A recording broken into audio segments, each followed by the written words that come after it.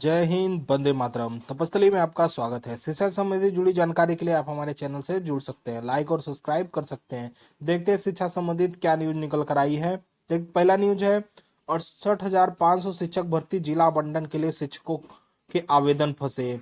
प्रयागराज से न्यूज है, परिषदीय प्राथमिक स्कूलों में 68,500 शिक्षक भर्ती के तहत चयनित मेरिटोरियल रिजर्व कैटेगरी के अभ्यर्थी मनपसंद जिला आवंटन के लिए ऑनलाइन आवेदन नहीं कर पा रहे हैं। जनपद आवंटन के लिए अधिकतर शिक्षकों के फॉर्म नहीं खुल पा रहे हैं, जबकि फॉर्म भरने के लिए 2 दिन शेष रह गए हैं। इस मसले पर चयनित सहायक अध्यापकों ने रविवार को शिक्षा निदेशालय में बेसिक शिक्षा परिषद कार्यालय के बाहर प्रदर्शन किया। प्रदर्शन के विभिन्न जनपदों से शामिल सहायक अध्यापक सनी कुमार सिंह, आलोक शुक्ला, नवीन अखिलेश यादव, शैलेंद्र मणि सिंह, सचिन गौतम, श्यामू वर्मा, अभिषेक प्रताप सिंह का कहना है कि सुनील प्रजापति अश्विनी ऑनलाइन आवेदन में विसंगतियां के कारण जिला आवंटन की प्रक्रिया फंस गई है। 68,500 शिक्षक भर्ती का जनपद आवंटन गलत तरीके से किया गया है। हालांकि सचिव बेसिक शिक्षा परिषद प्रताप सिंह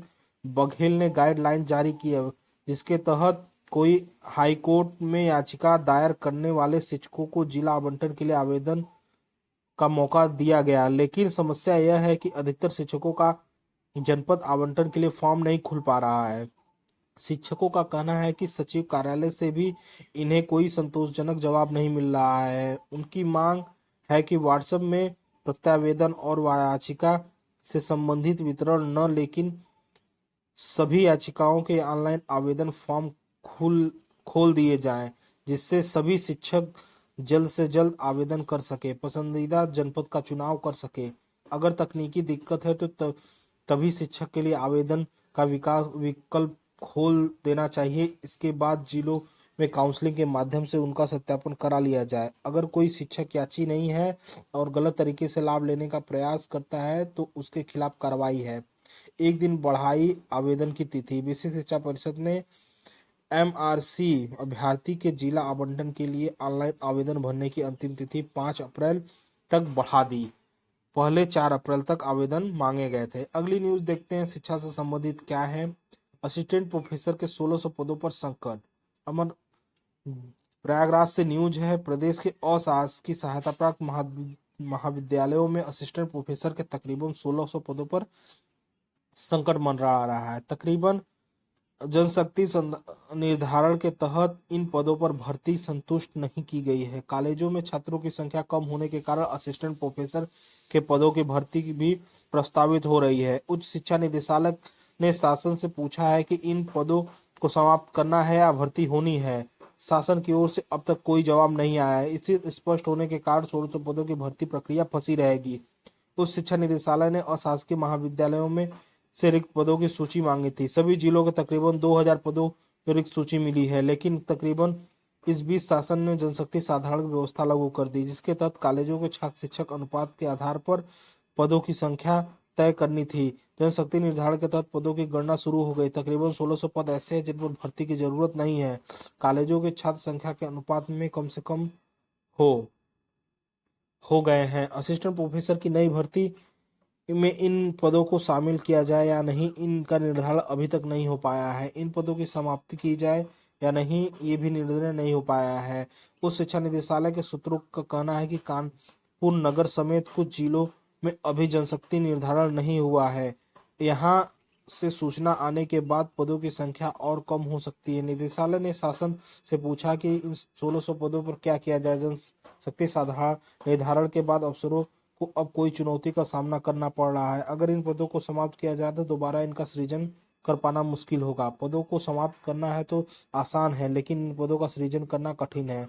निदेशालय के अफसरों का कहना है कि कॉलेजों में छात्र की संख्या घटती बढ़ती रहती है। ऐसे में इंतजार किया जा सकता है छात्र संख्या बढ़ाने पर उसी के अनुपात में भर्ती के लिए पदों की संख्या में भी बढ़ेगी। फिलहाल अभी शासन से दिशा निर्देश मिलने का इंतजार है। 6 लाख पदों पर भर्ती को जारी हो समयबद्ध कार्यक्रम।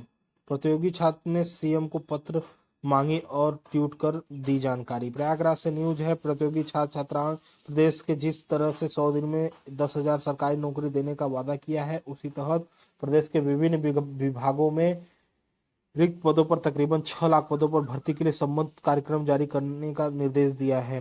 प्रतियोगियों ने युवा मंच के बैनर तले मुख्यमंत्री को ट्वीट कर कर यह मांग की है। इनका तर्क है कि भर्तियों का संबंध कार्यक्रम जारी होने से परीक्षा की तैयारी बेहतर ढंग से हो सकेगी। प्रतियोगी छात्र ने ट्विटर में कहा है कि सरकार के पिछले कार्यक्रम में ही अधिकांश विभागों के रिक्त पदों का ब्यौरा शासन को प्राप्त हो चुका है। यहाँ तक कि उत्तर प्रदेश अधीनस्थ सेवा चयन आयोग, उत्तर प्रदेश माध्यमिक शिक्षा, उत्तर प्रदेश लोक सेवा आयोग, पुलिस भर्ती आयोग के पास इन पदों के रिक्त अध्याचन प्रेषित किया जा चुका है। छात्रों का कहना है कि यूनेस्को की रिपोर्ट वोट के मुताबिक सिर्फ बेसिक शिक्षा विभाग में 3.3 लाख पद खाली है। प्रतियोगी छात्रों का कहना है कि सभी रिक्त पदों की भर्ती के लिए समयबद्ध कार्यक्रम जारी होने से प्रतियोगी छात्र को काफी सहूलियत होगी। प्रतियोगी छात्र एक साथ कई भर्ती परीक्षाओं की तैयारी करते हैं, इनका सिलेबस अलग अलग होता है। समयबद्ध कार्यक्रम जारी होने से छात्रों को परीक्षा की तैयारी करने में सहूलियत होगी। युवा मंच के अध्यक्ष अनिल सिंह एवं संयोजक राजेश सचान का कहना है कि 17 दिसंबर 2020 को बेरोजगार दिवस पर युवा के आंदोलन के बाद मुख्यमंत्री ने 6 महीने के सभी रिक्त पदों की घोषणा की, लेकिन ऐसा कुछ नहीं हुआ। अगली न्यूज देखते हैं, शिक्षा से संबंधित क्या है। चयन बोर्ड टीजीटी पीजीटी के 182 पदों का समायोजन। प्रयागराज से न्यूज है, उत्तर प्रदेश माध्यमिक शिक्षा सेवा चयन बोर्ड ने प्रशिक्षित स्नातक टीजीटी एवं प्रवक्ता पीजीटी 2021 के चयनित 182 शिक्षकों को प्रदेश के विभिन्न सहायता प्राप्त माध्यमिक विद्यालयों में समायोजन कर दिया है। इनका लिस्ट चयन बोर्ड की वेबसाइट पर जारी कर दिया है। हालांकि अब 155 चयनित शिक्षकों को समायोजन का इंतजार है। चयन बोर्ड से चयनित इन शिक्षकों को विभिन्न कारणों से ज्वाइनिंग नहीं मिल सकी। रविवार को समायोजन की प्रक्रिया पूरी होने के बाद अब इन शिक्षकों को आवंटित किए गए अशासकीय महाविद्यालयों में कार्यभार ग्रहण कराया जाएगा। माध्यमिक शिक्षा सेवा चयन बोर्ड के सचिव नवल किशोर के अनुसार आवंटित संस्था में पद रिक्त होने के कारण चयनित शिक्षकों का कार्यभार नहीं ग्रहण किया जा सका है। संबंधित जिला विद्यालय निरीक्षकों ने कुल 114 शिक्षकों को उसी जिले के दूसरे स्कूलों में समायोजन करने का प्रस्ताव भेजा है। वहीं 68 शिक्षक ऐसे हैं जिन्हें आवंटित संस्था में पद रिक्त न होने के कारण कार्यभार नहीं ग्रहण किया जा सका है। जनपद के रिक्त उपलब्ध न होने के कारण संबंधित जिला विद्यालय निरीक्षक द्वारा शिक्षकों के समायोजन के लिए संस्था प्रस्तावित नहीं की गई। ऐसे अभ्यर्थी का समायोजन वर्ष 2021-22 में ऑनलाइन अधिसूचित रिक्तियों के सापेक्ष बोर्ड की ओर से वस्तुनिष्ठ मानक निर्धारित करते हुए किया गया है। इसके बाद भी तकरीबन 155 शिक्षकों का समायोजन होना बाकी है। अगली न्यूज देखते हैं, शिक्षा संबंधित क्या है। खाली सीटों पर दाखिला के लिए अंतिम परिणाम आज होगा। नीट यूजी 9 अप्रैल तक दाखिले का अवसर। नई दिल्ली से न्यूज है, देश भर में मेडिकल कॉलेजों में दाखिला के लिए सोमवार को अंतिम परिणाम जारी कर दिया गया है। परिणाम जारी होने के बाद छात्रों को 5 से 9 अप्रैल तक संबंधित कॉलेजों में रिपोर्ट करनी होती है।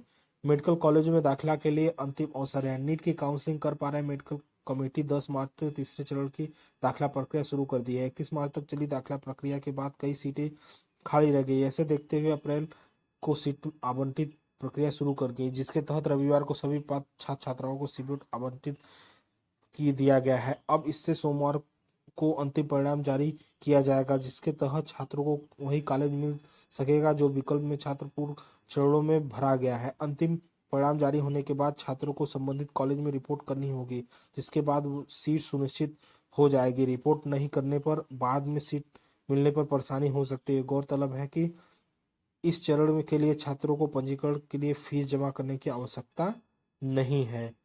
पीजी के 146 सीटों के लिए आज परिणाम होगा जारी। नीट पीजी के 146 सीटों के लिए आज परिणाम जारी होगा। इसके तहत 4 से 6 अप्रैल तक छात्रों को कॉलेजों में रिपोर्ट करनी होती है। शीर्ष न्यायालय के आदेश के बाद बीते 1 अप्रैल से पीजी के 146 सीटों पर स्पेशल काउंसलिंग की गई है। इसके तहत रविवार सुबह 7 बजे इस विकल्प को भरने का उन्होंने लॉक करने का अवसर दिया था।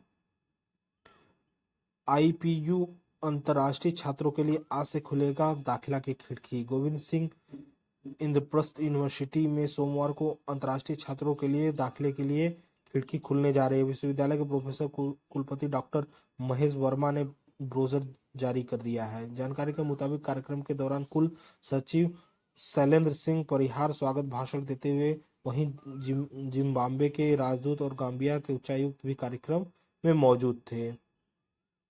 ये थी आज की न्यूज़। वीडियो आपको पसंद आया तो लाइक और सब्सक्राइब जरूर करें। धन्यवाद।